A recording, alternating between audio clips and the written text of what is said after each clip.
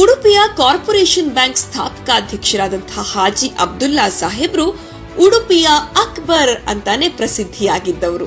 ಸ್ವದೇಶಿ ಚಳುವಳಿಯಿಂದ ಪ್ರೇರೇಪಿತರಾಗಿದ್ದಂತಹ ಸಾಹೇಬ್ರು 1906ರಲ್ಲಿ corporation bank ಅನ್ನ ಆರಂಭ ಮಾಡಿದ್ರು. ಅಬ್ದುಲ್ಲಾ ಸಾಹೇಬ್ರಿಗೆ ಸಹಕಾರಿ ಚಳುವಳಿಯಲ್ಲಿ ಆಸಕ್ತಿ ಇತ್ತು.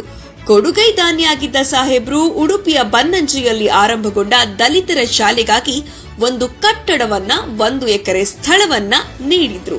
ಉಡುಪಿಯ ವಿಜೆಯು ಕ್ಲಬ್, ಅಂಜುಮನ್ ಉರ್ದು ಶಾಲೆ, ಅಂಜುಮನ್ ಅತಿಥಿ ಗೃಹಗಳು ಕೂಡ ಸ್ಥಳದಾನಕ್ಕಾಗಿ ಅಬ್ದುಲ್ ಸಾಹೇಬರಿಗೆ ಋಣಿಯಾಗಿವೆ. ಮದ್ರಾಸ್ ವಿಶ್ವವಿದ್ಯಾನಿಲಯಕ್ಕೆ, ಬನಾರಸ್ ಹಿಂದೂ ಕಾಲೇಜಿಗೆ, ಮಂಗಳೂರಿನ ಮಹಿಳಾ ಆಸ್ಪತ್ರೆಗೆ ಅಬ್ದುಲ್ಲಾ ಸಾಹೇಬರು ಸ್ಥಳದಾನವನ್ನ ನೀಡಿದ್ರು.